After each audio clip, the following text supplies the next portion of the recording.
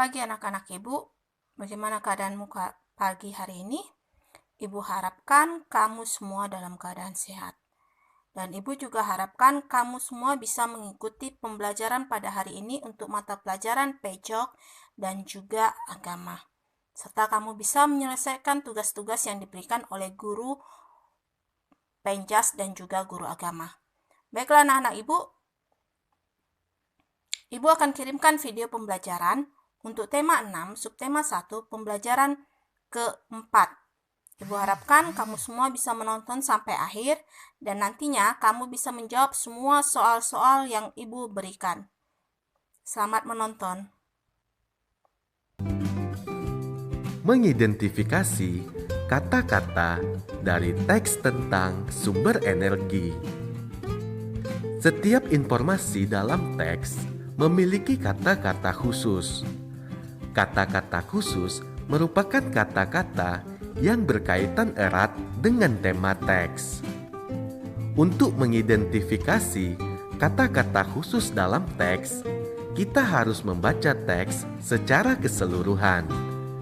Setelah itu, tandai kata-kata yang berkaitan dengan tema. Berikut adalah contoh kata-kata khusus atau kosakata tentang sumber energi. Yang pertama, angin. Contoh kalimatnya, angin dapat menjadi sumber energi listrik. Yang kedua, listrik. Contoh kalimat, listrik sangat dibutuhkan dalam kehidupan sehari-hari. Berikutnya, kata energi. Contoh kalimatnya, tubuh kita membutuhkan energi untuk bergerak. Air dan angin adalah sumber energi. Air bukan hanya sumber energi bagi tubuh. Air itu juga sebagai sumber energi listrik loh adik-adik. Cara memanfaatkannya adalah air ditampung pada sebuah bendungan atau waduk adik-adik. Lalu bagaimana air di bendungan dapat menghasilkan energi listrik? Caranya adalah air di bendungan akan dialirkan adik-adik. Nah, dialirkan bagaimana? Nah, aliran air ini memiliki kekuatan yang disebut dengan energi kinetik. Nah, energi kinetik air ini akan menggerakkan kincir atau namanya turbin. Nah, gerakan kincir air akan menggerakkan generator listrik. Nah, generator listrik inilah yang akan membangkitkan energi listrik adik-adik. Bendungan atau waduk yang dimanfaatkan untuk menghasilkan energi listrik disebut dengan pembangkit listrik tenaga air atau disingkat PLTA. Ternyata air itu bisa menghasilkan energi listrik adik-adik ya. Jadi dialirkan ke turbinnya, menimbulkan energi kinetik, turbinnya berputar, maka akan disalurkan ke generator dan generator ini akan menghasilkan energi listrik. Nah, ini adalah energi nama-nama PLTA yang ada di Indonesia adik-adik. Nama-nama pembangkit listrik tenaga air yang ada di Indonesia. Ada PLTA Jatiluhur, itu lokasinya ada di Purwakarta, Jawa Barat. Lalu ada PLTA Maninjau, itu di Agam, Sumatera Barat. Ada PLTA Karangkates, itu di Malang, Jawa Timur. Lalu ada PLTA Sigura-gura, itu ada di Simorea, Sumatera Utara. Ada PLTA Musi, itu di Kapahiang, Bengkulu. Lalu ada PLTA Gajah Mungkur, itu di Wonogiri, Jawa Tengah.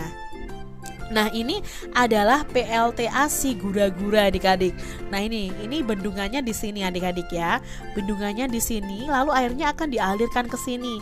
Nah, nanti di sini akan ada turbin adik-adik ya. Akan ada kincir airnya yang bergerak memutar dan akan disalurkan ke generator, dan generator itulah yang akan menghasilkan energi listrik.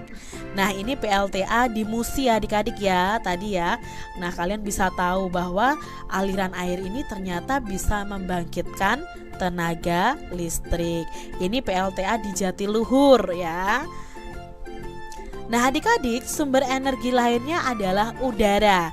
Di dalam udara itu terdapat oksigen yang kita hirup. Nah, oksigen itu penting bagi kelangsungan hidup manusia. Manusia itu bernafas menghirup oksigen. Udara bukan hanya sebagai sumber energi bagi tubuh. Ternyata udara itu juga bisa dimanfaatkan sebagai energi listrik loh. Udara yang bergerak itu disebut bayu atau angin. Di sini bayu itu bukan nama orang ya, tapi itu adalah istilah untuk udara yang bergerak. Jadi udara yang bergerak itu namanya bayu atau angin. Nah, adik-adik, udara ini ternyata juga bisa menghasilkan energi listrik seperti air tadi. Nah, inilah adik-adik, bayu atau angin ini juga memiliki energi kinetik seperti air tadi. Energi kinetik inilah yang dapat menggerakkan kincir ini adik-adik. Kincir angin dapat menggerakkan generator listrik, dan generator listrik ini akan membangkitkan energi listrik.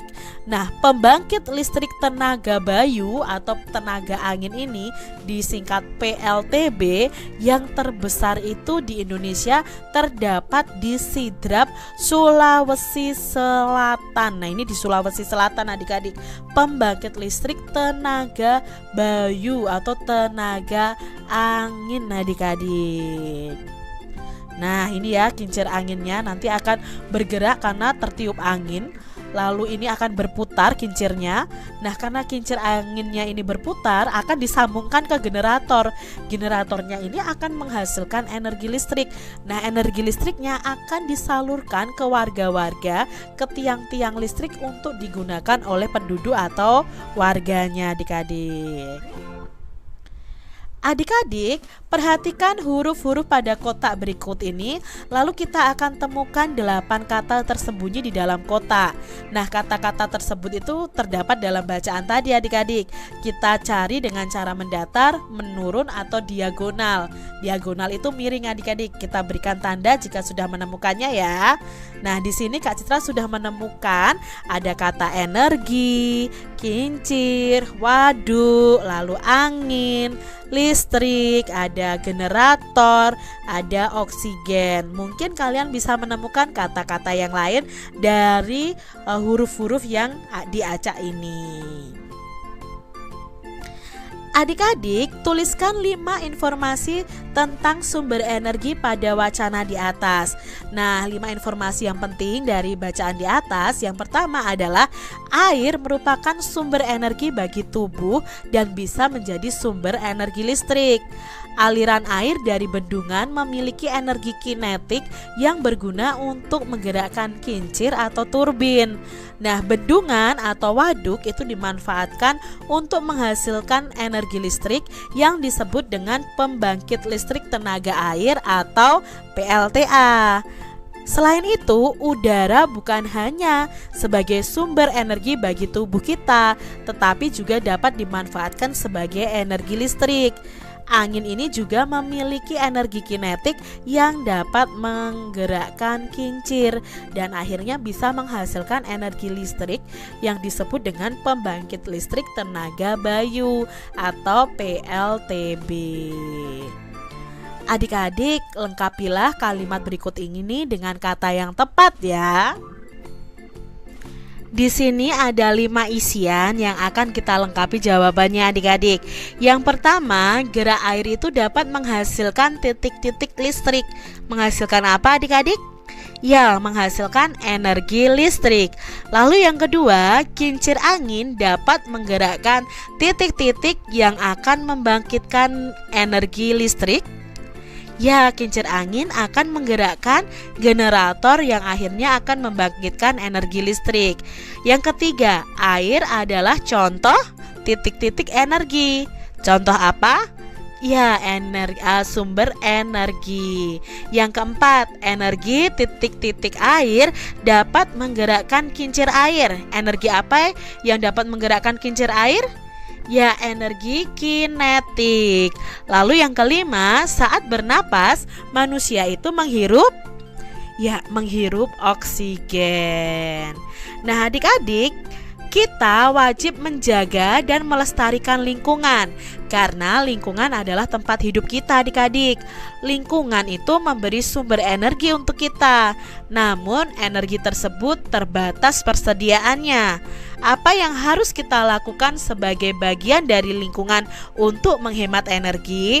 Contohnya kalau kita menghemat energi listrik ya adik-adik ya, mematikan lampu saat tidak dipakai, mematikan alat-alat elektronik saat tidak dipakai, mematikan televisi saat tidak ditonton. Kalau sudah pagi mematikan lampu ya, lalu mematikan keran air saat tidak dipakai, mandi tidak boleh terlalu lama. Seperti itu ya adik-adik ya contohnya kalau menghemat energi bahan bakar seperti.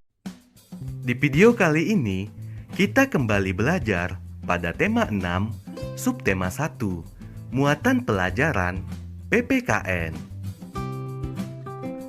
Pentingnya memanfaatkan sumber air dengan baik. Air merupakan sumber daya alam yang dapat diperbarui karena dapat terbentuk kembali dengan adanya siklus air. Tidak semua daerah di Indonesia bisa mendapatkan air bersih dengan mudah. Oleh karena itu, kita harus menggunakan air secara bijaksana.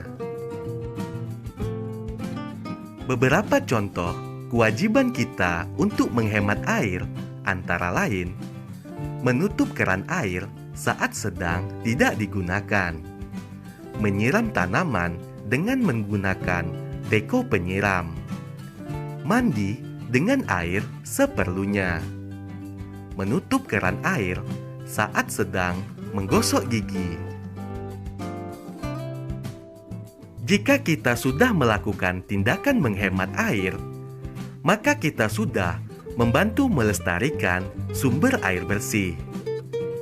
Makhluk hidup, baik manusia, hewan, maupun tumbuhan, akan sulit bertahan hidup jika tidak ada air bersih.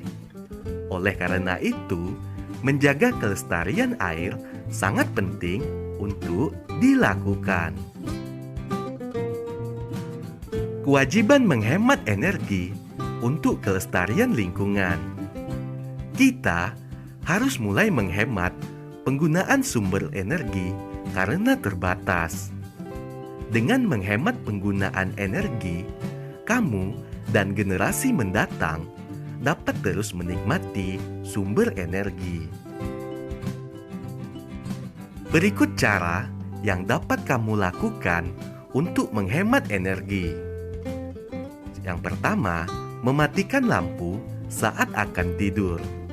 Kedua, mematikan peralatan elektronik saat tidak memakainya.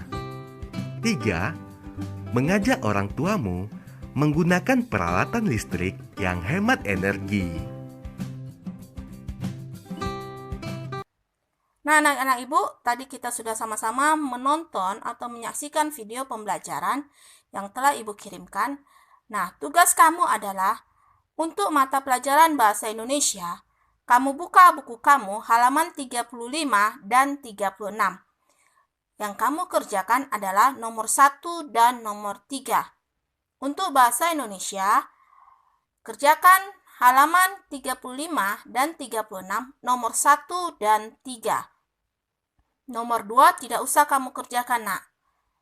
Lalu, untuk mata pelajaran PPKN, soalnya adalah tuliskan 3 cara untuk menghemat energi. Ibu ulangi, tuliskan 3 cara untuk menghemat energi. Selamat mengerjakan tugasnya, tetap semangat, tetap jaga kesehatan. Shalom.